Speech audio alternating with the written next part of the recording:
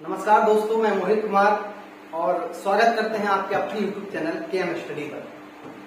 दोस्तों, आज हम चर्चा करने वाले हैं मैथ का जो बहुत ही महत्वपूर्ण चैप्टर है, जो हमारी जितनी भी आगामी परीक्षाएं होती हैं, चाहे पुलिस हो या पैट हो या दिल्ली पुलिस हो या यूपीएसआई हो, सभी में नंबर सिस्टम जो चैप्टर होता है इसका अहम रोल रहता है। यहां से लगभग 5 से 6 प्रश्न बनते हैं। ज्यादातर पूरा मैथ का निचोड़ अगर आप देखेंगे तो एक नंबर सिस्टम ऐसा चैप्टर है, एक नंबर सिस्टम और दूसरा होता है परसेंटेज यानी प्रतिशतता। ये पूरे दोनों गणित के ऐसे चैप्टर हैं जिनमें अक्सर एग्जाम ऐसा कोई नहीं होता जिसमें यहां से सवाल बनाए ना जाए। तो इन्हीं को हम देखेंगे और शुरुआत करेंगे नंबर सिस्टम की। संख्या पद्धति होता क्या है? संख्या पद्धति, संख्या पद्धति का मतलब होता है उनके लिखने का क्रम, इनकी संख्या किस प्रकार लिखी जाए, किस श्रेणी में रखा जाए इनको। तो इस प्रकार संख्याओं के बारे में हम जानते हैं। तो चलिए शुरुआत करते हैं नंबर सिस्टम पर। सबसे पहले हम देखेंगे जो संख्या होती हैं प्राकृतिक संख्याएं। प्राकृतिक संख्याएं जो होती हैं, अब आप ये समझें प्राकृतिक संख्या होती कौन कौन सी है। प्राकृतिक मतलब होता है जो नेचुरल संख्या हो। तो इनमें हम उन संख्याओं को काउंट करेंगे जो शुरुआत से ही हमारे गणित में मौजूद हो। जैसे देखेंगे 1, 2, 3 और इसी प्रकार से हम लिखते चले जाएंगे। जहां तक हमको लिखना होगा वहां तक हम संख्याओं का क्रम लिखेंगे। वो सभी हमारी प्राकृतिक संख्या 1 से लिखना शुरू करेंगे। लेकिन हुआ क्या, जब हमारे आर्यभट्ट आए तो उन्होंने एक नई संख्या खोजी और इन्होंने उसमें गणित में संख्या को जोड़ा और इस प्रकार जब जीरो को उसमें शामिल किया गया तो एक नई संख्याओं का निर्माण हुआ जिसको हम कहते हैं पूर्ण संख्या। पूर्ण संख्या का मतलब होता है होल नंबर। पूर्ण संख्या मतलब प्राकृतिक संख्या जो थी बगैर पूर्ण संख्याओं के कुछ अधूरी थी, इसलिए इस संख्याओं को जब हमने इसमें जीरो को काउंट किया तो ये संख्या जो है अब यहां से हो गई है पूर्ण संख्या। यानी कि ये संख्या पूर्ण संख्या अब पूरी तरह पूर्ण संख्या हो गई। इसी के बाद अगले क्रम में यदि हम देखेंगे तो अगली जो संख्या बनती है पूर्णांक संख्या। पूर्ण और पूर्णांक हम इनको क्रमबद्ध तरीके से इसलिए बताना चाहते हैं कि अक्सर आप इन दोनों में कहीं ना कहीं ज्यादातर जो होता है थोड़ा बहुत अपने दिमाग में एक भ्रम रहता है, तो उस भ्रम को भी ना रहे तो इसलिए हम यहाँ पर देखेंगे पूर्ण संख्या जो होती है वो जीरो से शुरुआत होती है। अब पूछा क्या जाता है एग्जाम में कि जीरो कैसी संख्या है, तो आप कहेंगे नेचुरल नंबर नहीं, ये हमारी एक पूर्ण संख्या यानी कि संख्या को पूर्ण करने का जो कार्य करती है वो जीरो संख्या है। अब यहां से देखेंगे पूर्णांक संख्या। पूर्णांक संख्या वे संख्या होती है कि एक सिरोरेखा के ऊपर संख्या को दोनों तरफ प्रदर्शित किया जाए। जैसे यहां से हमने देखा 0, 1, 2, 3 और ये संख्याएं कैसी होंगी, निगेटिव होगी और ये संख्याएं कैसी होंगी, पॉजिटिव होगी। आप यहां से समझ रहे होंगे कि जो लिखने की प्रवृत्ति होती है, जिस प्रकार हम लेखन का प्रयोग करते हैं, उस आधार पर जो पूर्णांक संख्या होती है वो दोनों तरफ पर लिखी जाती है, इस तरफ भी और उस तरफ भी। इसी के बाद कुछ संख्याओं को और देखेंगे हम। इसके बाद देखेंगे जो संख्या हमारी बनती है, एक होती है अभाज्य संख्या। कौन सी होती है? अभाज्य संख्या। अभाज्य संख्या। अब आप ये समझें, इसको जरूर आप 2 स्टार हैच लगाना है क्योंकि ये जो है बहुत बार एग्जाम में पूछा गया है। पूछा ये जाता है कि सबसे छोटी अभाज्य संख्या कौन सी है। तो अभाज्य संख्या होती क्या है, पहले आप ये समझें। अभाज्य संख्या, अभाज्य का मतलब होता है ऐसी संख्या जो स्वयं और एक के अतिरिक्त किसी दूसरे से विभाजित न हो, उनको हम अभाज्य संख्या कहते हैं। यानी कि जिनके केवल 2 ही फैक्टर हो, एक वो खुद का हो और एक से विभाजित हो। जैसे हम इस प्रकार इस संख्याओं को लेंगे, एक जैसे 2 संख्या हो गई, एक 3 संख्या हो गई, एक 5 संख्या हो गई, एक 7 संख्या हो गई और एक 11 हो गई और 13 हो गई। इस प्रकार यदि हम लिखते चले जाएंगे तो 1 से लेकर 100 तक की संख्या में 25 ऐसी संख्या होती हैं जो हमारी अभाज्य संख्याओं का कार्य करती हैं। उन संख्याओं में यदि आप जो 2018 में एग्जाम हुआ था पुलिस का, उसमें यह पूछा गया था कि 70 से लेके 80 के मध्य में कौन सी अभाज्य संख्या है। तो हम आपको यहां से बताने का प्रयास करेंगे कि अभाज्य संख्याओं को काउंटिंग कैसे करें, कैसे निकालते हैं, कैसे ज्ञात करते हैं, किन संख्याओं के बीच में कितनी अभाज्य संख्या होती है। इस संख्या के बारे में थोड़ा आगे हम चर्चा करेंगे। इसके बाद देखेंगे सह अभाज्य संख्या। क्या देखेंगे? सह अभाज्य संख्या। एक चीज और समझे आप, सह अभाज्य संख्या वे संख्या होती हैं जिनका HCF यानी कि हाई कॉमन फैक्टर, जिनका HCF 1 हो, वे संख्या होती हैं। अक्सर ये एग्जाम में पूछा गया है कि ये जो संख्या है ऐसे कॉमन रखा होगा इनको आप ये दोनों अलग अलग संख्या है। यदि इसमें पूछा जाए, 4 ऑप्शन आपको दिए होंगे, उसमें आपसे ये पूछा जाएगा कि कौन सी ऐसी संख्या है जो सह अभाज्य संख्या है। तो इनका जो एक जोड़े के रूप में लिखी जाएगी, क्योंकि जब दो संख्या होंगी उन्हीं का आप HCF ज्ञात करेंगे। और यहाँ पर ऐसे ये संख्या तो दोनों कैसी हैं? ये सह अभाज्य संख्या। सह अभाज्य संख्या वे संख्या होती हैं जिनका HCF यानी कि मात्रा 1 हो। इसके बाद हम देखेंगे, अब हमारी आती है परिमेय संख्या। परिमेय संख्या ये तो हमारे सभी मित्रों ने देखा होगा कि परिमेय संख्या अक्सर हम बहुत छोटे से शुरुआत से पढ़ते आते हैं। अब इसमें जो कमियां होंगी हम उन चीजों पर फोकस करेंगे। प्राकृतिक संख्या यानी कि नेचुरल, इसमें हम देखेंगे परिमेय संख्या। परिमेय संख्या वे संख्या होती है जिनको हम P/Q के रूप में लिख सकें। अब यहां से जो बनने की प्रवृत्ति होती है, परिमेय संख्या जो होती है कैसी होती है, जिनको हम P/Q से मतलब अर्थात होता है जिसको हम फ्रैक्शन यानी कि भिन्न के रूप में लिख सकें, वो संख्या होती है। अब आप देखेंगे कोई भी संख्या लें, 2/3 हो, 4/5 हो, और इसी प्रकार कोई भी संख्या हो, 2 हो। और इसके बाद यदि हम देखेंगे, एक खास बात यहाँ आगे बताना चाहेंगे। अक्सर पूछा जाता है एग्जाम में, ये जो बन एग्जाम में सीधा सीधा पूछा जाता है कि पाई कैसी संख्या है। पाई के बारे में अगर चर्चा करेंगे तो इसमें हम थोड़ा यहाँ अपरिमेय को भी लिखेंगे, फिर उस पर हम चर्चा करेंगे। अपरिमेय जो संख्या परिमेय ना हो, अर्थात जो संख्या P/Q के रूप में ना लिखी जाए, वो सारी संख्या इस श्रेणी में आती है। अब समस्या ये है कि परिमेय संख्या कौन कौन सी संख्या को प्रदर्शित करता है, तो उसमें हम देखेंगे। अब यहाँ पर एक देखेंगे, जैसे आपने देखा होगा कि पाई की वैल्यू जो होती है 3.14, इसको बहुत अच्छे से ध्यान रखें और समझने का प्रयास करें। ये जो पाई की वैल्यू है, देखें आप एक बात समझें, फ्रैक्शन में जब आप किसी चीज को लिखते हैं तो वो पूरी तरह लिखी होती है। आपको हमें पता है कि 2/3 ये पूरी तरह सही लिखी है, और जिसका मान हमको पूरी तरह ज्ञात ना हो वो संख्या अपरिमेय संख्या में जाती है। जैसे कि ये हमारी 3.14 है, अगर इसको हम बनाना चाहें तो इसको हम दशमलव को जब हटाएंगे तो इस प्रकार एक फ्रैक्शन के रूप में लिख सकते हैं।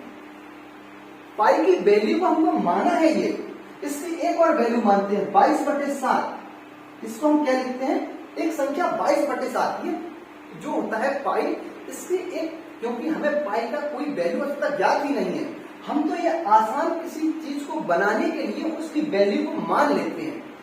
तो इन चीजों को आप ध्यान रखें। यदि कभी पूछा जाए कि 22/7 जो पाई की वैल्यू है, ये 22/7 परिमेय है या अपरिमेय संख्या है, तो 22/7 जो होगी वो कैसी संख्या होगी? एक परिमेय संख्या होगी। लेकिन यदि हम कहेंगे पाई, यदि हम क्या कहेंगे? पाई, तो पाई कैसी संख्या है? पाई हमारी एक अपरिमेय संख्या है। यही एग्जाम में पूछा जाता है, बहुत बार ये पूछा गया है कि पाई कैसी संख्या है, तो पाई हमारी अपरिमेय संख्या है। और समझे, यदि हम यहां से एक संख्या और लिख देंगे √2। अब यहाँ पे ये समझें, क्योंकि जब हम √2 की वैल्यू को निकालते हैं, अभी हम इनकी जो रूट के अंदर जो संख्या होती है वैल्यू निकालना, उनको हम आगे काउंट करेंगे, कैसे इनके बारे में हम ज्ञात करें। जिसका कोई एक्यूरेट मान न निकले वो सभी संख्याएं अपरिमेय के अंतर्गत चली जाती हैं।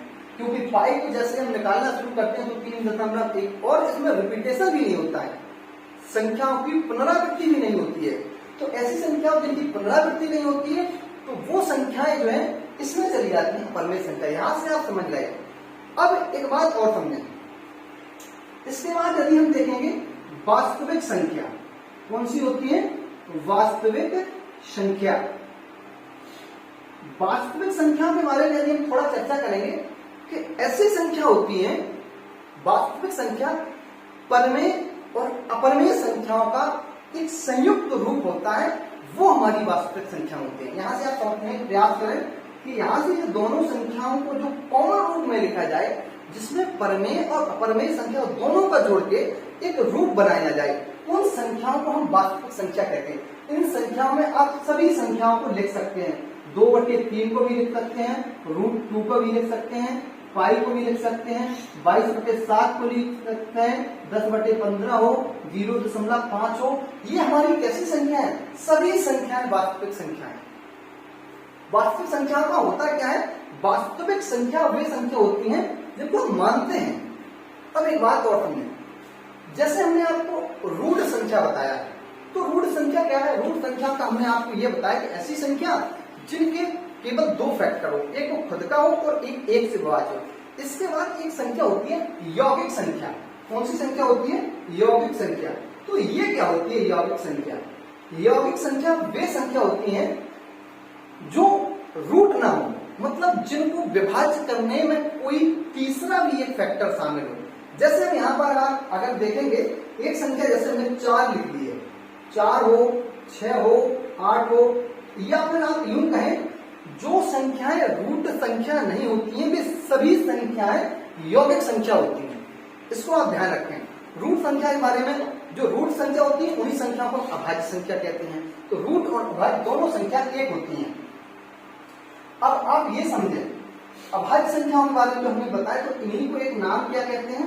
इन्हीं को हम कहते हैं रूट संख्या। रूट शब्द रूट नहीं है, रूट अलग होता है, रूट अलग होता है। रूट संख्या वे होती हैं जिनके केवल 2 खंड हो, और रूट वो संख्या होती है जो किसी को वर्गमूल के रूप में निकालने की ज्ञात किया जाए, वो संख्या होती है। आप थोड़ा समझें इसमें। अब यहां पर हम चर्चा करेंगे कि ये जो अभाज्य संख्या होती है, थोड़ा इनके बारे में चर्चा करेंगे। क्या होती है इनकी प्रवृत्ति, किस प्रकार अभाज्य संख्याओं को हम काउंट करते हैं, क्या जोड़ते हैं। थोड़ा आप चाहे तो यहाँ से स्क्रीन शॉट लेते चलें, ताकि आगे इन चीजों को और बताने का प्रयास करेंगे। चलिए थोड़ा इसको हटाते हैं और अब हम चर्चा करते हैं अभाज्य संख्याओं के बारे में। अभाज्य संख्या के बारे में यदि हम देखेंगे तो अभाज्य संख्याओं का क्या होता है? ये जो संख्याएं होती हैं, संख्याएं, तो यहां से हमने जैसे ही देखा अभाज्य संख्याएं, अभाज्य संख्या, अभाज्य संख्याएं। अब एक बात और समझे हैं, अभाज्य संख्या कौन कौन सी होती हैं, किनको हम अभाज्य संख्या कहते हैं और कितनी होती हैं 1 से लेकर 100 तक। तो आप यहां से एक ये समझें कि कोई एक नंबर हम दे रहे हैं, एक हम आपको दोनों प्रवृत्ति बताएंगे। एक किसी भी सवाल को शॉर्ट विधि और एक लॉन्ग मेथड। एक होता है कि किसी भी सवाल की तह तक पहुंचकर उसको एक शॉर्ट फॉर्मूला बनाया जाए, तो दोनों बताने का प्रयास करेंगे। अभाज्य संख्या यदि हम देखेंगे तो यहां से देखेंगे 2 है, 3 है, 5 है, 7 है, 11 है, 13 है, 17 है, 19 है, 23 है, 29 है, और इसी प्रकार यदि हम लिखते चले जाएंगे तो टोटल 25 संख्या जो हमारी होगी जो अभाज्य संख्याओं की श्रेणी में आती है। अब हम इनको ज्ञात कैसे करें, ये है। तो सबसे पहले आप एक कोडिंग लिखेंगे 4 4, इसका आधा करेंगे 2 2, फिर 3 2, 44, 22, 32, 23 और 21। इसको आप याद रखें। ये आप यूं समझें कि एक हमारा मोबाइल नंबर है कि आपके काम आएगा। होता क्या है इसके बारे में थोड़ा और समझें। इसके बारे में समझिए, ये अक्सर एग्जाम में बहुत बार पूछा गया है, और कोशिश करें कि इन सभी के आप नोट्स बनाते चलें, क्योंकि इसी प्रकार हमारी जो टीम है जो योगदान देगी, सभी का भरपूर योगदान होगा उसमें। तो हम ये देखेंगे, इसमें हम ये देखेंगे कि जितनी भी हमारी टीम है, कंटेंट पे आपको कोई शिकायत नहीं मिली। कोशिश ये करेंगे कि जितना भी मिलेगा आपको बेहतर से बेहतर, आपको जो ये होगी सुविधाएं आपको उपलब्ध कराएंगे। पीडीएफ भी वगैरह जो भी होगी आपको उपलब्ध कराई जाएगी टेलीग्राम चैनल पर। तो इन सब चीजों को भी उपलब्ध कराने की कोशिश करेंगे। टीम पीछे कार्य कर रही है इसके बारे में, और हमारा एक परिवार है।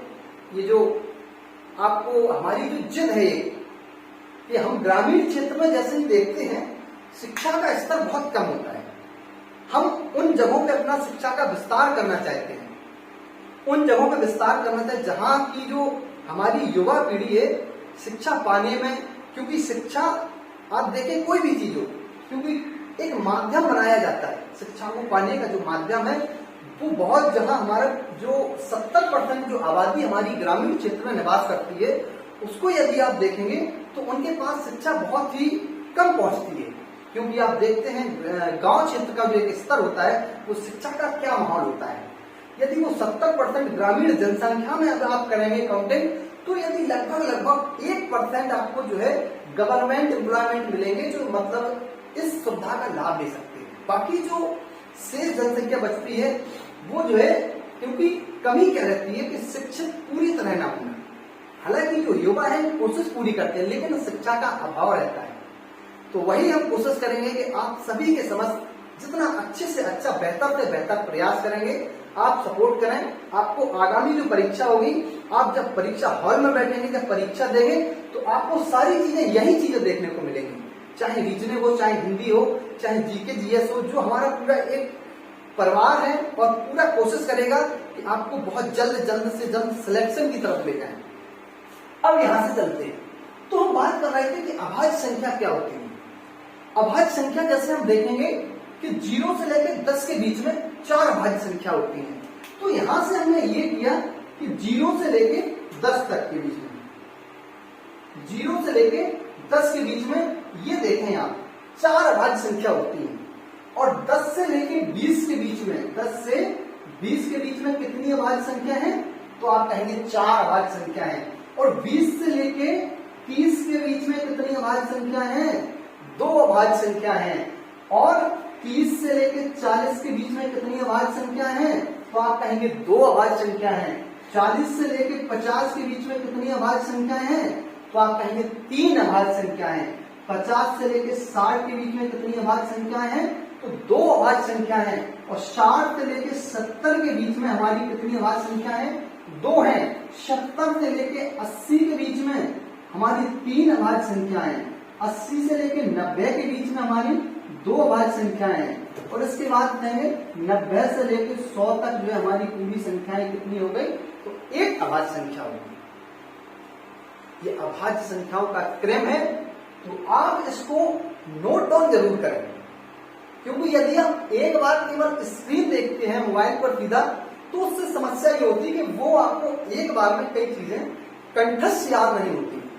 तो आगे से प्रयास करें कि इनको आप लिखने की प्रवृत्ति डालें, अपने को लिखने की कोशिश करें। चलिए देखते हैं, तो 0 से 10 तक के बीच में 4 संख्या जो हमारी होती है वो ये संख्या है हमारी। इनको जैसे आप नोट करते चले, तो ये 4 संख्याएं कौन सी हैं, ये हमारी अभाज्य संख्या है। देखो 4 संख्या थी तो हमने 4 लिख दी।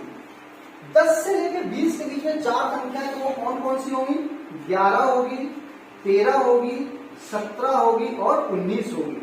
यदि कोई चीज आपको समझ में ना आए तो आप जो है एक कार्य करें, जैसे यहां से समझ में ना आए तो हमारे जो बोलते हैं उसको नोट डाउन करते चले। इसके बाद 20 से लेकर 30 के बीच में हमारी 2 अभाज्य संख्या होती है। कौन कौन सी होती है, एक तो 23 होती है और एक हमारी 29 होती है। ये हमारी अभाज्य संख्या है।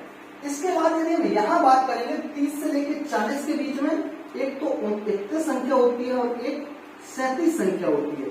ये 2 हमारी कैसी संख्या है, अभाज्य संख्या है। 40 से लेकर 50 के बीच में जो संख्या होती है वो 3 होती है। तो वो कौन कौन सी होती है, एक तो 41 होती है, एक 43 होती है और एक 47 होती है।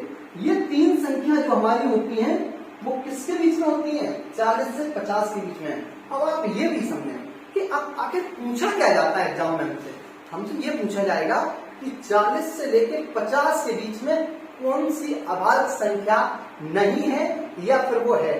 आपको यदि है पता है तो नहीं आप अपने आप बता देंगे, और आपको नहीं पता है तो है बता देंगे। यानी कि जब आपको 2 ही चीजों पूछा जाए तो एक तो आपको ज्ञात होना चाहिए। इसके बाद यदि देखेंगे 50 से 60 के बीच में हमारी 2 अभाज्य संख्याएं, वो कौन कौन सी है, एक हमारी 53 है और एक हमारी 59 संख्या है। ये 2 संख्या हमारी है, इनको नोट डाउन जरूर करते चले। 53 है और एक 59 है। 60 से 70 के बीच में 2 संख्या है, एक तो हमारी है 61 है और एक जो है 67 है। ये दो संख्या है, ये दो संख्या है 60 से 70 के बीच में है। 70 से 80 के बीच में हमारी तीन संख्या है। ये एग्जाम में पूछा गया था, एक बार क्वेश्चन पुलिस में ही पूछा गया था। 70 से 80 के बीच में कौन सी तीन संख्या है? तो एक तो होगी 71, एक होगी 73, एक 71 है, एक 73 है और एक कौन सी है 79, यानी 71, 73, 79। इसके बाद 80 से लेकर 90 के बीच में कौन कौन सी संख्या है? तो 80 से लेकर 90 के बीच में केवल दो संख्या है। तो वो कौन कौन सी संख्या है? एक तो हमारी 83 संख्या है और एक हमारी 89 संख्या है। ये दो संख्या है 90 से लेकर 100 के बीच में। ये बहुत महत्वपूर्ण है, इसको आप जरूर याद रखें कि 90 से लेकर 100 के बीच में केवल एक संख्या होती है। तो इस संख्या को आप जो है कमेंट बॉक्स में कमेंट करके ये बताएं, यदि आपने यहां से समझा हो कि 90 से लेकर 100 के बीच में कौन सी वो अभाज्य संख्या। क्योंकि ये पिछली बार आप देखेंगे पुलिस का जो एग्जाम हुआ था उसमें यहां से पूछा गया था। तो इसमें आप देखेंगे, इसमें आप नीचे कमेंट में लिख दें जो भी आंसर हो इसका वो आप लिख देंगे। संख्या तो एक आएगी यहाँ पर। अब आपने यहाँ से हमें बता दिया जो अभाज्य संख्या होती है, उनको जो प्रवृत्ति होती है, इस प्रकार हमने आपको बताने का प्रयास किया। तो चलिए आगे चलते हैं, ये विभाज्यता की तरफ चलते हैं और विभाज्यता क्या होती है उनके बारे में हम थोड़ा चर्चा करते हैं। अच्छा, आप स्क्रीनशॉट लेना चाहें तो एक स्क्रीनशॉट ले लें ताकि बाद में आप सीधा एक साथ उनको कंबाइन लिख सकें। और वीडियो को ज्यादातर आप स्किप ना किया करें, पूरा बिल्कुल उसकी जो स्पीड होती है ना, स्पीड हाइट करें, बिल्कुल आप जो नॉर्मल एक स्पीड होती है उसी में देखें ताकि आपको उसमें ज्यादा से ज्यादा अच्छे से समझ में आए। चलिए, तो अब हम बात करते हैं विभाज्यता। विभाज्यता क्या होती है? यहां से सवाल बनते हैं विभाज्यता से, बहुत बार एग्जाम पूछा गया है। और विभाज्यता के बारे में यदि हम देखेंगे, ऐसी संख्या के बारे में बहुत चर्चा होती है, ऐसी कौन सी संख्या है, लेकिन सीधा पूछा जाता है कि 11, 9, 6, 8। लेकिन हम क्या है, जब किसी चीज के बारे में जानना हो तो हम शुरुआत नीचे से करते हैं। जब हम शुरुआत नीचे से करते हैं तो अपने आप ऊपर की जो श्रेणी होती है उस तक हम पहुंच जाते हैं। नोट डाउन जरूर करें आप। अब विभाज्यता के बारे में हम बात करते हैं। विभाज्यता ये क्या होती है? विभाज्यता में यदि आप देखे होंगे कि हमारी संख्या जो दो प्रकार की होती है, एक होती है सम संख्या, एक होती है विषम संख्या। एक होती है सम संख्या और एक होती है विषम संख्या। सम संख्या वे संख्या होती हैं जिनके इकाई के अंक पर, यानी जिनके अंत में 0, 2, 4, 6, 8 ये अंक मिल जाए तो वे सभी हमारी सम संख्या होती है। कौन से मिल जाए? 0, 2, 4, 6 और 8, बस इतने ही अंक होते हैं। यदि वो संख्या के अंत में है तो वो हमारी सम संख्या होती है। और इसके बाद विषम में देखेंगे, जब जिसके अंत में ये संख्या ना हो तो वो विषम होगी, जैसे 1 हो, 3 हो, 5 हो, 7 हो और 9। इनको आप देखें, किसी भी संख्या के यदि अंत में ये संख्या मिलेगी तो आप विषम कहेंगे और ये संख्या मिलती है तो सम कहेंगे। थोड़ा एग्जाम्पल के माध्यम से समझते हैं। जैसे मैंने ये संख्या लिखी 425, ये लिखी 425, ये लिखी है 5,260, ये लिखी है 511, यहां वैसे ये लिखी है 600, ये 6,208। अब इन्हीं संख्या के बारे में हम थोड़ा चर्चा करेंगे। ये संख्या होती क्या? 425। पहले तो हम ये देखेंगे ये सम है या विषम है। तो यहां से हमने जैसा ही देखा कि इसका ये इकाई का अंक है। काउंटिंग आप याद रखें कि पीछे से इसकी काउंटिंग होती है। इकाई का अंक ये 5 है और ये 2 के मतलब पहले में भी नहीं आता है। तो ये संख्या कैसी है? ये हमारी विषम संख्या है। और याद रखें आप, चाहे विषम को याद रखें या सम को, जो संख्या सम होगी वो विषम नहीं होगी, जो विषम होगी वो सम संख्या नहीं होगी। इसके बाद यदि हम देखेंगे इस संख्या में तो ये हमारी कैसी संख्या है? सम। क्योंकि जो ये संख्या है 0 वो 2 के ही पारे में आती है। 0 तो एक ऐसी संख्या होती है जो सबसे विभाजित होती है, ज्यादातर अगर संख्या बनती है उसी प्रकार। अब विभाज्यता में हम देखेंगे ये संख्या कैसी है तो विषम है और ये संख्या कैसी है तो ये हमारी सम है। क्योंकि इसके अंत में जो पहली संख्या है वो एक सम संख्या है और जो 2 से विभाजित। अब देखेंगे विभाज्यता का पहला नियम क्या कहता है। तो चलिए, जैसे हम देखेंगे विभाज्यता का जो प्रथम नियम है तो हम देखेंगे 2 से चेक करेंगे। 2 की विभाज्यता देखें। इन चीजों को आप नोट जरूर करें। 2 की विभाज्यता के नियम समझे पहले आप। किसी भी संख्या के इकाई का अंक, यदि किसी भी संख्या के इकाई का अंक 0, इकाई का अंक क्या हो, किसी भी संख्या के इकाई का अंक क्या हो, 0 हो, 2 हो, 4 हो, 6 हो या 8 हो, यदि ये संख्या उसके इकाई के अंक में प्राप्त होती है तो वो संख्या 2 से विभाज्य होगी। या आप ऐसे कर सकते हैं कि 2 की विभाज्यता के लिए सभी सम संख्याएं 2 से विभाज्य होती है। एक ही बात होगी, सभी सम संख्या क्या होती है, तो 2 से विभाज्य होती है। इसके बाद यदि हम यहां देखेंगे कि 3 की विभाज्यता क्या होती है, जो विभाज्यता के नियम है बहुत बार एग्जाम में पूछे गए हैं, उनको आप अच्छे से समझें। 3 की विभाज्यता क्या है, 3 की विभाज्यता है, बहुत ही अच्छा है, जो है आप नोट बनाते चलेंगे तो सुविधा होगी। 3 की विभाज्यता, 3 की विभाज्यता, 3 की विभाज्यता के नियम ये हैं कि आपको कोई भी संख्या यदि दिखाई देती है, एक छोटा सा एग्जाम्पल समझते हैं, जैसे हमने लिया 27, आपको ये पता होगा कि ये संख्या 3 के टेबल में आती है। अब इसी के आगे हम ये लिख दें, ये तो हमें ये नहीं पता ये आती है या नहीं आती है, लेकिन इनकी यदि विधि आपको आती है तो आप इन चीजों को ज्ञात कर सकते हैं। तो यहां से हमने ये देखा, जिनके समस्त अंकों का योग क्या होता है, जिनके समस्त अंकों का योग, यदि जिनके अंकों का योग यदि 3 से विभाजित होता है तो वो पूरी संख्या 3 से विभाजित होगी। और यही संख्या यहां तक देखेंगे, इनको जब काउंटिंग करेंगे 7 2 9 9 7 16 और 16 और 6 22 संख्या हुई इसके अंकों का योग। और फिर एक बार जोड़ सकते हैं और आसान करना, तो 2 और 2 4, इसके अंकों का योग कितना हुआ, 4। अब आप खुद बता सकते हैं जिसके अंकों का योग 4 हुआ हो तो क्या वो संख्या 3 से विभक्त होगी, नहीं, क्योंकि 4 जो 3 के मतलब पहाड़े में आते ही नहीं है, तो ये संख्या पूरी 3 से विभक्त नहीं होगी। कहना यह है कि यदि आप जो संख्या होती है यदि 3 से विभक्त होती है, उनके अंकों को योग देखेंगे हम, कभी कभार बड़े से मतलब 8-10 डिजिट होते हैं, उनसे पूछा जाता है कि ये संख्या 3 से विभक्त होगी या नहीं होगी, तो उसमें हम देखेंगे कि विभक्त करने के नियम यही होंगे कि उनके अंकों को काउंट करेंगे, और काउंट करने के बाद बड़ी सी संख्या ज्ञात होगी तो फिर एक बार काउंट कर लेंगे और एक अंक की संख्या बनाएंगे, तो 3 से उसमें विभाज्यता के नियम को उसमें जो है फॉलो करेंगे। आगे की ओर चलते हैं, 4 की विभाज्यता। 4 की विभाज्यता हमारी क्या कहती है, 4 की विभाज्यता, इसमें देखें आप 4 की विभाज्यता में कोई भी संख्या हो, यदि आप उसमें देखें अंतिम 2 अंक, क्या देखेंगे, अंतिम 2 अंक, बस इनको आप नोट डाउन जरूर करें। अंतिम 2 अंक कोई भी संख्या हो, हमें यहां से मान लिया ये संख्या लिखी है, इससे यहां से कोई मतलब नहीं यहां से यहां तक, लेकिन हमें इस संख्या से मतलब है। यदि ये अंतिम 2 अंक 4 से विभाजित होते हैं तो वो संख्या 4 से विभाजित होगी, अन्यथा वो संख्या 4 से विभाजित नहीं होगी। आपको पूरी संख्या को चेक करने की जरूरत नहीं कि 4 का इसमें भाग दिया, इसमें दिया। अब इसकी यदि हम आपका समय जब बढ़ाना चाहेंगे, ये यहां से इस प्रकार हो जाएगी। देखें आप एक चीज समझें, आपसे 120 मिनट में कभी कभार 150 प्रश्न पूछे जाते हैं, कभी 100 प्रश्न पूछे जाते हैं, कभी 200 प्रश्न भी पूछे जाते हैं। तो सवालों की जो प्रवृत्ति होती है वो ऐसा नहीं करते कि उनका आपके दिमाग को पढ़ना होता है कि आप कितनी जल्दी किन चीजों को सोच सकते हैं, किन चीजों को देख सकते हैं। आप याद करें, यदि एक सवाल टाइमिंग इसकी 5 मिनट हो तो क्या ऐसे सवाल यदि 20 लेते हैं तो यहाँ पे आपके 2 घंटे समाप्त हो जाएंगे, बाकी का सब्जेक्ट आपका कहा जाएगा। उनका ये होता है कि आपकी मेंटल की जो दिमाग की क्षमता होती है सोचने की, उस पर निर्भर करता है कि आप कितनी जल्दी किन चीजों को देखते हैं।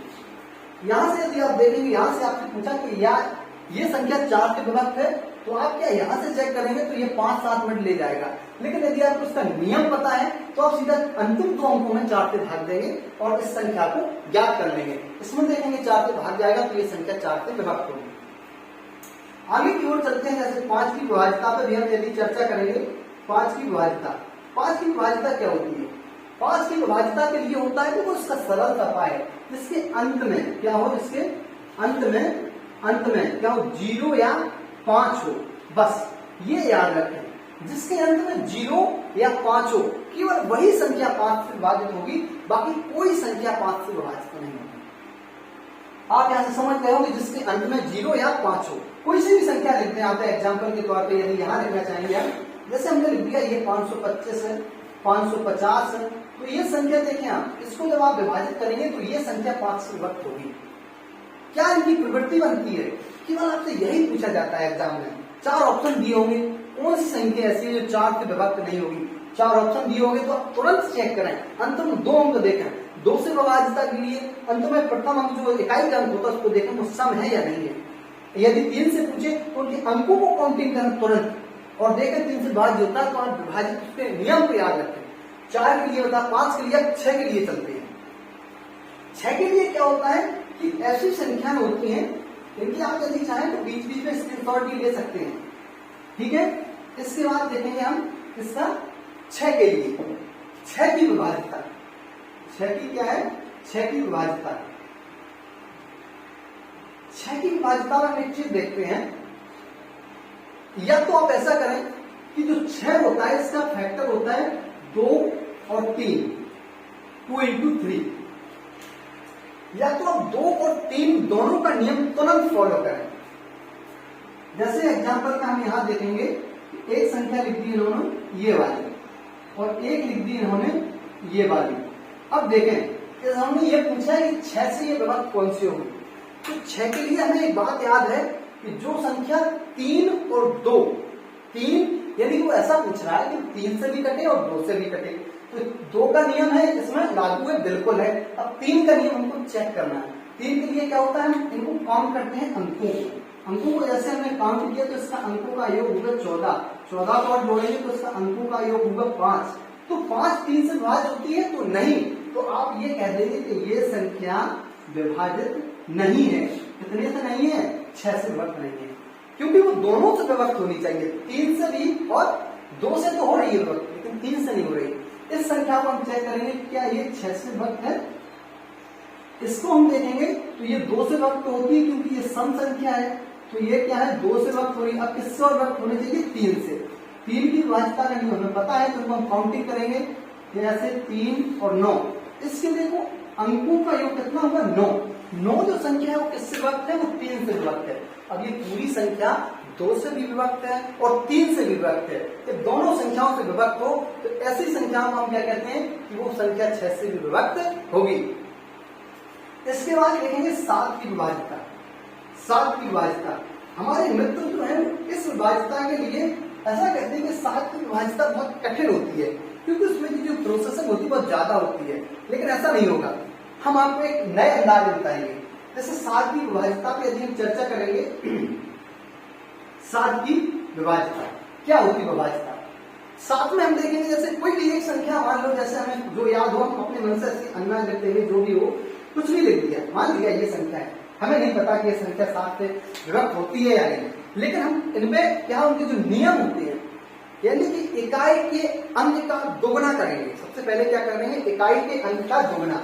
तो इकाई का अंक हमारा कौन सा है, ये, इसका हम क्या करते हैं, 2 गुना। इकाई के अंक का 2 गुना लिखे चाहे, अगर आप चाहें तो यहां लिख दें थोड़ी इसकी, इकाई के अंक, इकाई के अंक का क्या करना है हमको, 2 गुना। इकाई के अंक का 2 गुना, बस इतना याद रखें, ज्यादा हम कुछ बताएंगे नहीं, बाकी चीजें यही करवा देंगे। इकाई के अंक का 2 गुना। अब जैसे हमने इकाई का अंक का 2 गुना किया तो कितना हुआ, 4। कितना हुआ, 4। बस ये याद रखें आप, जो इकाई में अंक हो 7 के लिए, जो इकाई का अंक हो उसका 2 गुना करेंगे और जिस संख्या को हमने 2 गुना किया है उस संख्या को वहां से हटा दें। अब हमारी संख्या कौन सी बची, 88। बस उस संख्या में से संख्या को घटा देंगे तो ये संख्या कितनी बची हमारी, 84। तो आप ये बताएं, इसमें हम जब 7 से भाग लगाएंगे तो ये संख्या 7 से विभक्त है क्या, चेक करेंगे, हाँ ये संख्या है, काटेंगे तो 12 बार में विभाजित हो जाएगी, यानी कि ये संख्या देखेंगे 7 से विभक्त है या नहीं है, तो बिल्कुल कह सकते हैं कि ये संख्या 7 से विभक्त है। इसकी विभाजितता जो है थोड़ी अजीब है, एक बार फिर समझें आप। ये हमने एक संख्या उदाहरण के रूप में लिखी है और इस 7 के लिए जो इकाई का अंक होता है उसका दोगुना करना है, वर्ग नहीं करना है, याद रखें आप। उसका इकाई के अंक का दोगुना है, 2 का गुणा करें, कोई सी भी संख्या हो, गुणा किया तो वो 4 हो गए। अब जो शेष अंक बचेंगे उसमें से उस संख्या को घटा देंगे और 7 से भाग लगा देंगे, ये इसकी होती है। अब हम ये देखेंगे 8 की विभाज्यता के नियम के बारे में क्या कहते हैं। कौन सी है? 8 की विभाज्यता। 8 की विभाज्यता, 4 की विभाज्यता और 8 की विभाज्यता दोनों एक जैसी विभाज्यता है। 8 की विभाज्यता पे यदि हम बात करेंगे तो 8 की विभाज्यता में हम ये देखेंगे कि अंत में जैसे 4 की विभाज्यता में 2 अंक थे और 8 की विभाज्यता में हमको 3 अंक देखने पड़ते हैं। कौन से? 8 की विभाज्यता में क्या देखना कि अंतिम 3 अंक यानी कौन थे? इकाई, दहाई और सैकड़ा, यानी कि 3 अंक इनको देखना पड़ता है। यदि ये 3 अंक विभाजित होते हैं तो वो संख्या जो है कितने से विभाजित होगी? वो संख्या जो है 8 से विभक्त होगी। अब यहाँ पर कुछ उदाहरण के तौर पर समझेंगे, इसके बाद हम इसके कुछ उदाहरण देखेंगे। उदाहरण में हमने क्या देखा 8 की विभाज्यता में? जैसे हमने देखा इसमें, जैसे हमने देखा 8 में जैसे एक ये संख्या लिखी 6, 2, कुछ भी लिख दो जो आपको लिखना हो इस प्रकार। तो हमको केवल ये जो अंक होते हैं, ये वाले, इन अंकों को देखना होता है कि यार ये अंक 8 से विभाजित होते हैं। 8 की जो विभाज्यता है इसमें हम क्या देखते हैं? ये जो है अंतिम 3 अंक देखते हैं। तो इसमें हमने जैसे ही 8 से यहाँ पे भाग दिया, 8 पंचे 40, 5 पार गया, 4 बचा गया, 46 हो गए। 46 8 के पार्ट में विभक्त नहीं होते हैं, तो ये संख्या क्या होगी? 8 से विभक्त नहीं होगी। ऐसे आप याद रख सकते हैं। दूसरा नियम ये है कि या वो आपकी प्रोसेसिंग पर बढ़ती चले जाएगी। आप देखेंगे जो संख्या 4 से और 2 से विभक्त हो, वो 4 से अलग हो और 2 से अलग हो। पहले तो यहां देखेंगे तो अंतिम अंक 4 के लिए 4 से विभक्त ही नहीं हो रही, तो 8 से विभक्त कभी नहीं हो सकती। इसके बाद यदि देखेंगे 9 की विभाज्यता, क्या देखेंगे? 9 की विभाज्यता। 9 की विभाज्यता में हम देखेंगे 9 की जो विभाज्यता है और 3 की जो विभाज्यता है, दोनों एक जैसी विभाज्यताएं हैं कि जिनके अंकों को ये काउंट करते चले, और यही पूछा जाता है। इसमें हम सवाल बनाएंगे आपको बताने के लिए। जैसे एक संख्या हमने ये रख दी, एक संख्या हमने ये रख दी, और इसमें सवाल कैसे बनते हैं यही बताने का प्रयास करेंगे। अब होता क्या है, अब इसमें क्या होता है? 729 जैसे ये संख्या है, इस संख्या को जैसे हमने देखा 7 और 2 9, 9 और 9 18। 18 में यदि हम यहां देखेंगे, इनको भी काउंट करेंगे तो ये हो गए 9। तो 9 के पहाड़े में 9 आते हैं, यानी कि ये संख्या 9 से विभक्त होगी।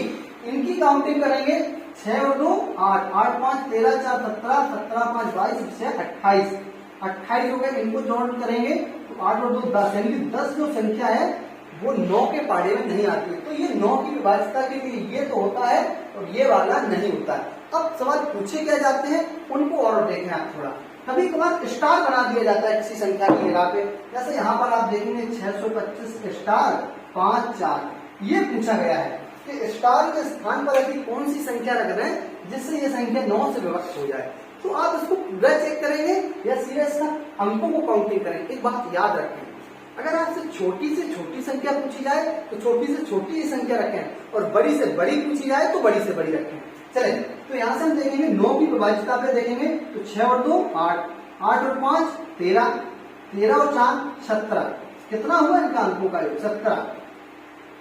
अब यहां से देखेंगे यहां पर हम कितने अंक को रख दें कि ये संख्या 9 से विभक्त हो जाए, तो यहां पर हम 1 को रख सकते हैं। कौन सी संख्या रख सकते हैं? 1 जो संख्या होगी, अब इनको जब हम काउंटिंग करेंगे तो इनकी काउंटिंग होगी 18, और 18 संख्या 9 से विभक्त होती है। तो स्टार के स्थान पर कौन सी न्यूनतम संख्या रखी जाए जिससे वह 9 से विभक्त हो जाए, तो आप समझ गए होंगे स्टार के स्थान पर एक संख्या को रख दें। इसी प्रकार आगे चलेंगे 10 की विभाज्यता देखेंगे स्टार में, और कुछ सवाल अभी हम बाद में बनाएंगे, उनमें आप देखेंगे तो इसमें जो जितने भी सवाल बनते हैं, स्टार मतलब कहीं स्टार होगा, कहीं रिक्त स्थान होगा, कहीं एक्स होगा, कहीं वाई होगा, ऐसे ही संख्याओं को एक ऐसी संख्या रख दी जाती है जिसका हमको मान जो है बताना होता है। अगली तरफ चलेंगे 10 की विभाज्यता। 10 की विभाज्यता क्या कहती है? 10 की विभाज्यता, 10 की विभाज्यता में यदि हम देखेंगे तो ऐसी संख्याएं आती हैं 10 में, तो आप जानते होंगे कि जिनके अंत में केवल 0 हो, वही संख्या 10 से विभक्त होती है। क्या हो जिसके अंत में क्या हो? अंत में 0 हो। क्या हो? 0 हो। वे संख्या जो है जिसके अंत में 0 हो, वे संख्याएं केवल जो है 10 से विभक्त होती हैं। हाँ, ये महत्वपूर्ण आपका टॉपिक आने वाला है 11 की विभाज्यता। बहुत बार एग्जाम, हर एक एग्जाम में लगभग यहाँ से पूछा जाता है, प्रश्न बनता है, जिस पर हम ज्यादा महत्वपूर्ण आपसे बात करें तो आप समझें कि इसमें जो है कुछ खास बात है। लगभग जितने एग्जाम बनते हैं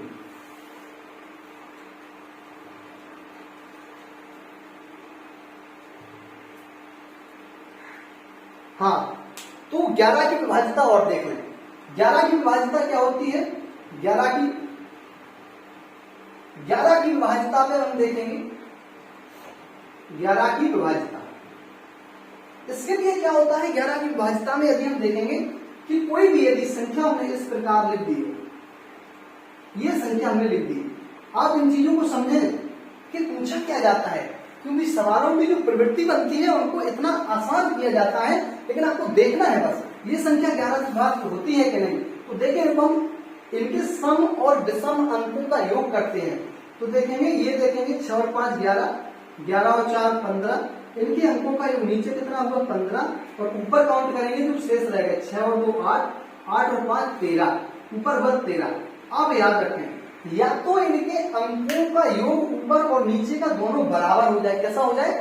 या तो इन दोनों का कैसा हो जाए? या तो दोनों का योग कैसा हो जाए? बराबर, या इनका आपस में अंतर करने पर 11 से विभक्त हो। क्या हो? या तो इनका अंतर करें, अंतर करने पर क्या हो? 11 से विभक्त हो, तो वो संख्या जो है 11 से विभक्त होगी, बाकी कोई भी संख्या 11 से विभक्त नहीं होगी। उदाहरण के तौर पर हम आपको अब नेक्स्ट वीडियो में आपको बताने का कोशिश करेंगे, और ऐसे ही वीडियो देखने के लिए हमारे चैनल पे आएं और हमारे चैनल को सब्सक्राइब जरूर करें।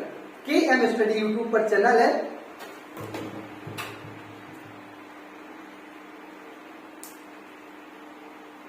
आप सभी मित्र जितने भी हमारे हमसे जुड़े हुए हैं, हमारे परिवार से जुड़े हुए हैं, सभी लोग वीडियो को शेयर जरूर करें। और ऐसे वीडियो आप जो भी हो, बहुत बेस्ट कंटेंट आपको देखने को मिलेगा हमारे इस चैनल पर। तो आप कोशिश करें, आगामी जो परीक्षा होंगी आप हमारे चैनल पर 1 महीने, केवल हम आपसे थोड़ा समय मांगते हैं 1 महीने का, 1 महीने ना आप पूरे हमारा कंटेंट को देखें। यहाँ पर जो हमारी टीम है उस टीम को देखें, सहयोग दें, सपोर्ट करें, और फिर आप अपने आप को जांचें कि कितना हमने आपको दिया है।